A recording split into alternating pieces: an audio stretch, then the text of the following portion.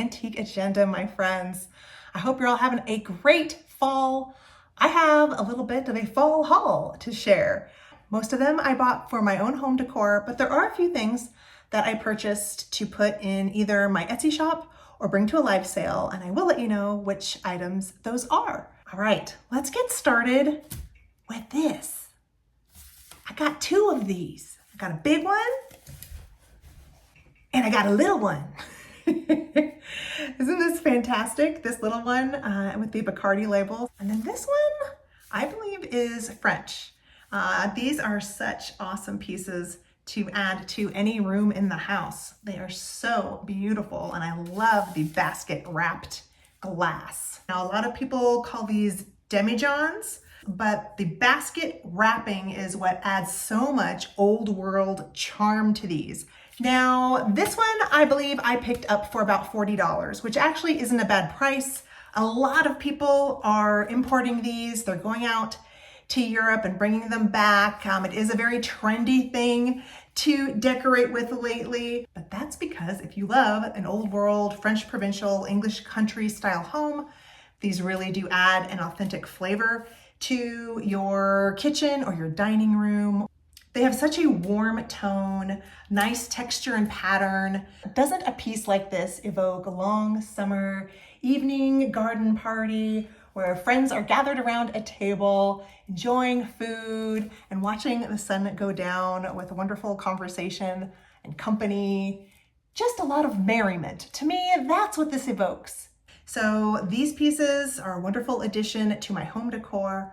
I don't really have room next to my stone jugs. I need to have some area for food prep. So I think I'm just going to put these right on the island table I have next to my bird cage, because that's the only surface area that will hold these big items.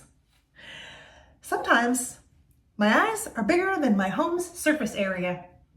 How many of you have this problem? The next pieces I have to share are these vintage Italian tole wall sconces. These are made in Italy. They have wonderful leaves and berries, and I can't wait to put these up on a part of my wall that isn't covered with anything, which is getting harder and harder to come by these days because my walls are getting full. But I couldn't pass these up. I do have an affinity for the Italian metalwork, otherwise known as tole, T-O-L-E, and they're beautiful. These will add some old world charm to my wall. I can't wait to hang them up. These I will definitely show you how they end up looking in the house. Next, what's next? All right, next up is this toad. You can see he has wonderful texture as well, with all of those spots and just that warm neutral tan beige color, a little bit of gold in there. And he is a box, so I can hide a trinket inside of his little toady body. I thought he was a great pickup for fall. I could put a little witch hat on him for Halloween, or a little crown on him for the rest of the year. I don't need to kiss you because I have a prince at home, but you know, I guess I could always keep him as backup. Next item to share is this splatterware pitcher. I just picked this up today at an estate sale. I might include some of the footage of when I was looking at this toward the end of the video. The whole house wasn't open, it was just a portion of the house. But I knew there was going to be some antique crocks, splatterware, graniteware, a lot of primitives at this home. When I saw in the pictures that there was a lot of this brown splatterware, that's why I wanted to go over there and check it out. And I did end up getting this pitcher for $15, which isn't a bad price. It does have a stamp, which I am not familiar with the maker. You guys might know better. I just can't read. It's a little blurry for me, but I will find out. Beautiful glaze on it. I think it was the right piece to pick up. There were a few smaller bowls I was considering, but I didn't want to spend too much money. So took this home, and I think that's a great item for the fall. Can't wait to put some flowers in that, or maybe I'll just leave it empty. It's beautiful just as is, really. I'm sure there's a lot of variation in age on those pieces. So let me know if this was a good one to pick up. I don't have a lot of experience with it. I just thought it would be a beautiful piece to pick up and put out for the season. Are you guys getting in the fall mood? Are you cooking with pumpkin and ginger and allspice? The next treasure in my haul is a little copper mold.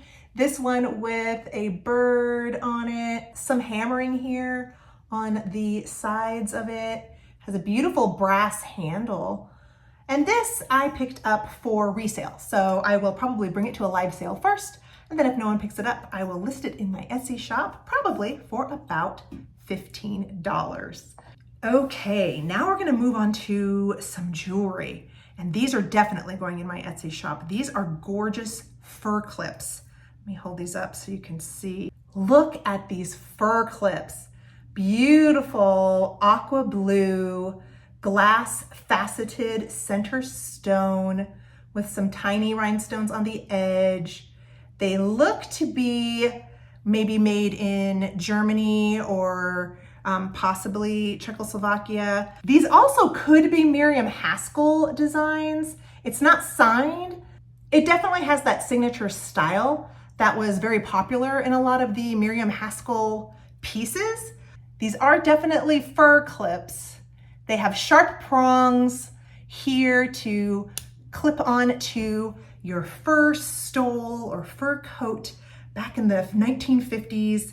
I definitely think that these probably date to about the 50s. So these are gorgeous.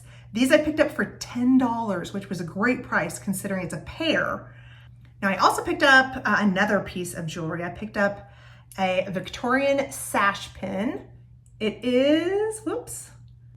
All right, so there we go. There's the detail on the sash pin.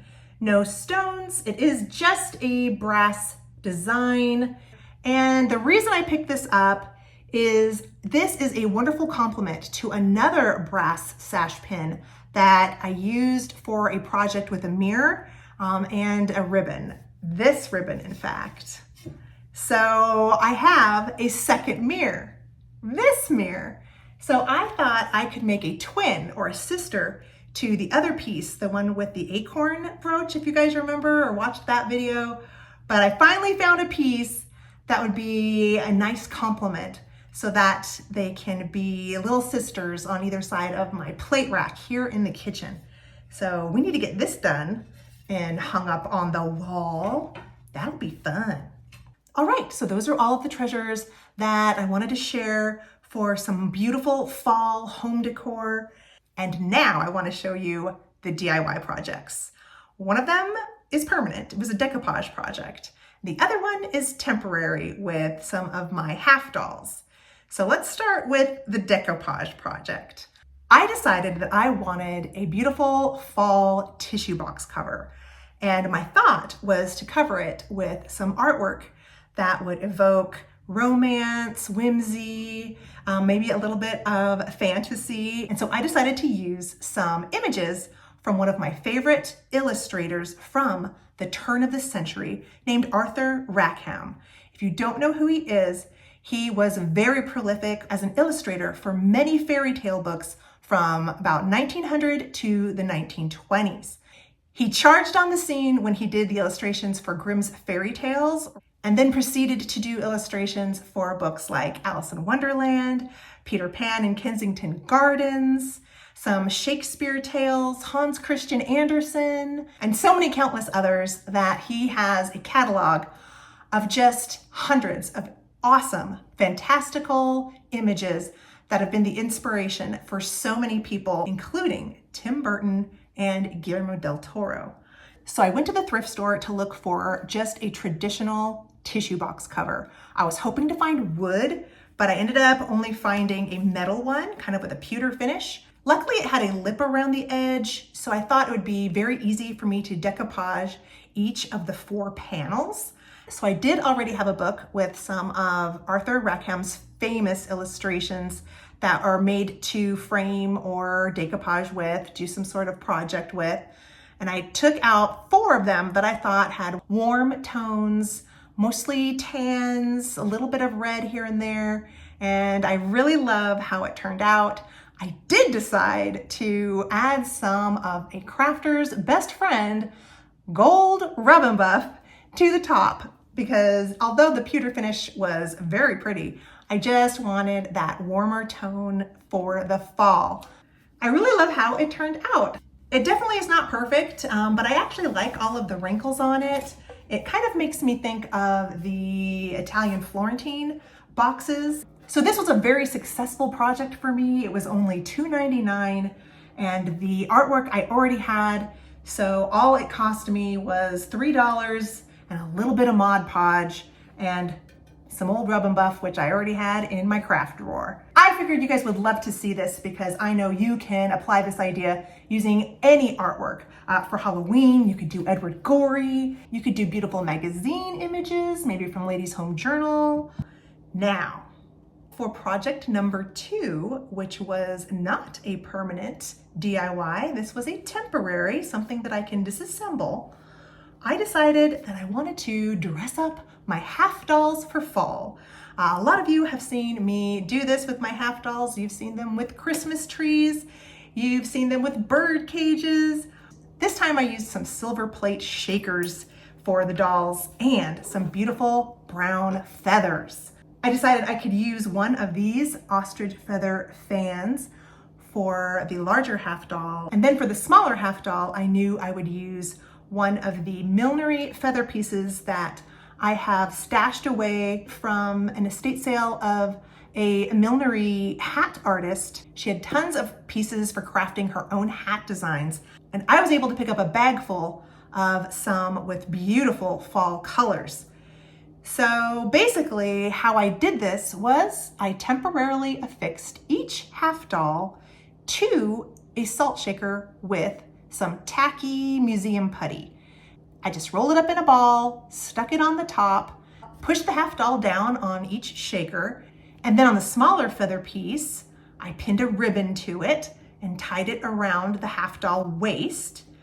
And then with the larger half doll, I just poked the pick part of the fan down into one of the shaker holes, and it worked just fine. I can't wait until you see the dolls all finished. I'm gonna save them for the end, but you guys are gonna love them. All right, my friends, that is going to do it for my fall haul and DIY share. And I really hope you enjoyed seeing the items that I have thrifted. So until I see you all again in the next video, happy thrifting, happy crafting, take care of yourselves, and bye for now.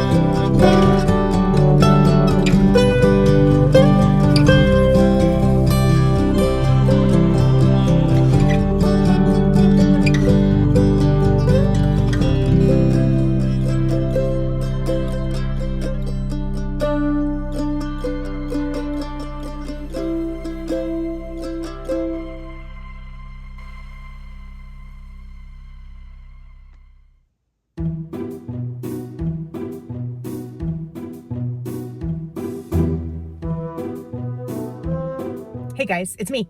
I have a quick agenda. I don't have my GoPro with me. I just have my phone, but I'm stopping at an estate sale. Okay, it's a cute little house. Looks like, I think it's gonna be outdoors. We'll see. I think I'm gonna go over to the garage first. Oh, there's the brown splatterware. Ooh. I know I pretty much told myself I can't buy another pitcher, but you guys, I might be buying another pitcher. Oh, look at the little bowl. 18. Looks like a lot of them have some damage, like this one says $5 as is. It's probably still a good get. What do I think? This little low one is pretty. What do we think?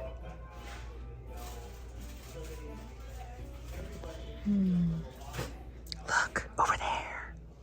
Dolls. This little doll.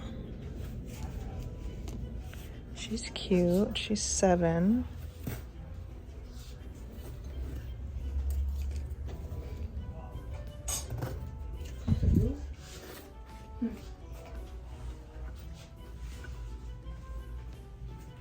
Oh, what's over here?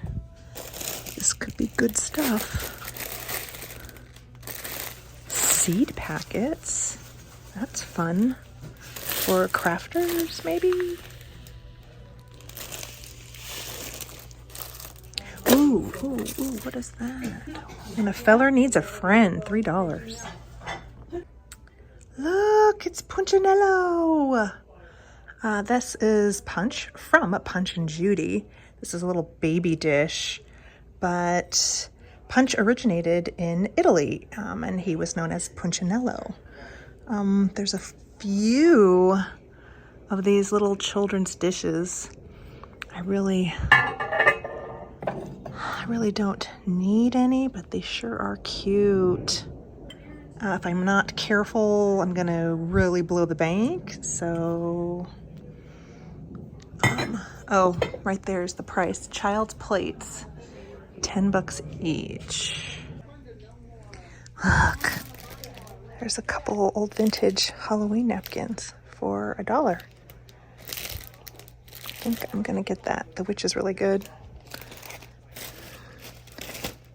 Let's see if there's any more. Oh, look at the little stork. Ooh, you guys, look, Batman.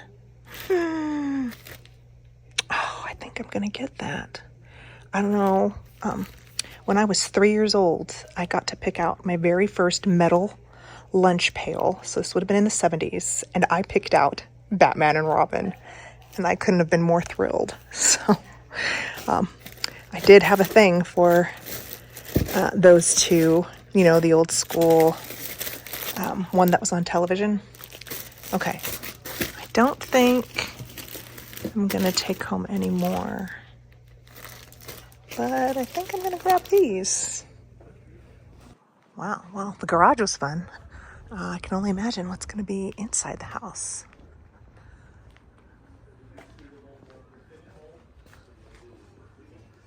Okay, we've got kind of a sunroom with music, which means I might have to talk over it continuously. We've got enamelware hanging. That's kind of fun. I like the metal hangers, actually. Look at the little Humpty Dumpty metal enamelware bowl. That's $15. That's cute. A lot more. This is basically the room full of enamelware. I've got some children's sets right there. There's a lot. I'm a little overwhelmed. It's kind of hard to film and look at everything. I do like this cracker tin. I'm gonna look at that closer up. Okay, the little cracker tin, I saw it. Where is it? 30, see, 35. So this would have to be probably a purchase for me, but it is really cute. I love the gold color. All right, I'm heading into the main house. Oh, look at the cute kitchen. Look, you guys, this is an actual antique lightning rod with a cow weather vane. It is $395, but not often you see an actual antique. Usually I see repros, so that's really great. Look at this adorable salesman sample or doll table, and then look over here in the back, there's a hutch. $120 for the little antique hutch. Oh, look at that. $30. The little handles have people faces painted on them. I've never seen that before.